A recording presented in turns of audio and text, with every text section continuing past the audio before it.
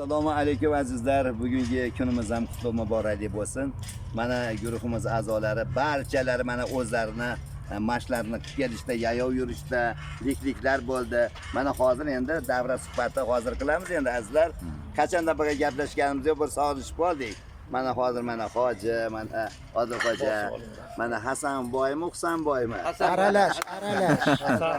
Hasan Husan ekan. Hozir hoji akam bitta shug'ullanyapti. Yonma o'tirsa to'g'ri keldilar, ikkovlari ham kengroq o'tirib bagasa.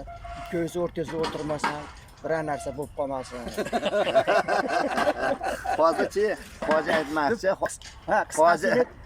Hoji aytmoqchi. Bitta joyga agar misol uchun borsak, bittadan yo'q bo'lsa bo'lmaydi. Sizlar bilan qiziq. Sizlar bilan qiziq. Mana hozir ham boshlandi mana hozir men masalan chin tildan gapirsam, bu yuragiga yaqin olib qattiq olib sal qoldi yig'lab yuborishiga. Men o'zimni zo'rg'a tutib oldim. Agar yig'ladim. Mana masalan qo'shilish yig'lab yuborgan bo'lardi. Uzoqdan ham ko'rdi sizni. Agar bitta boshligiga o'tirib olib, ikkovlari o'tirib, birga biror joyga borlar deb o'zim borganingizni ham bilmay qolasiz. Yaqinda xuddi shunday bo'ldi Andijonga. Qanaqa borganini bilmay qoldik. Xudo xolasa. Xudo xolasa yana nima qilamiz inshaalloh. Payg'ambarimiz sollallohu alayhi vasallam aytadilarki, bir mo'minni qalbiga xursandchilik solish sadaqa. Mo'minni yuziga tabassum bilan qaramoqlik sadaqa dedilar. Bunaqangi samimiy hazil, samimiy so'zlashish juda katta narsada.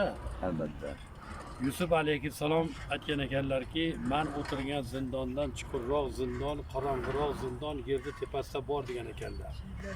Yer tepasida qayerda bu zindon deganda, qalbingga, so'zingga tushmagan odam bilan o'tirsang, men o'tirgan zindondan chuqurroq va qorong'iroq degan ekanlar.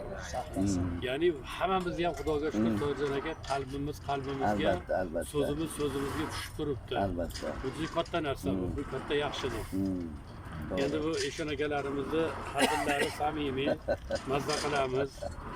Ular bir-birlari bilan hech nima bo'lmaydi. O'zi odam shunaqa bo'lishi kerak. Qarindosh urug'lar ham shunaqa, do'stlar ham shunaqa bo'lishi kerak. Arzimagan narsaga arazlab yurilibdi. Rasulimiz aytadilarki, 3 kundan ortiq arazlash halol emas deganlar.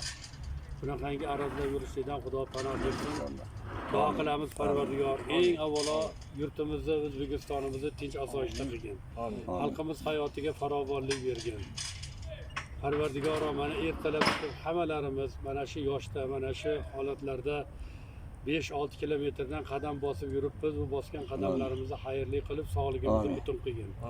Payg'ambarimiz sollallohu alayhi vasallam ham Oysha onamiz bilan birgalikda yugurishib, musobaqa o'ynashgan ekanlar. Bu sunnat bu. Alloh taolo mana Marg'ilonimizni bundan ham oldin, bundan ham ziyoda qilsin. El yurtimiz tinch bo'lsa, shu yerda o'tirgan hammalarimiz shu manzillarga kelib Tohirjon aka qadam bosib mana tanasini yayratayotgan, tanasini chiniqtirayotgan barcha do'stlarimizni sog'lom qilib dunyo oxiratda azmi karom. Allohu akbar.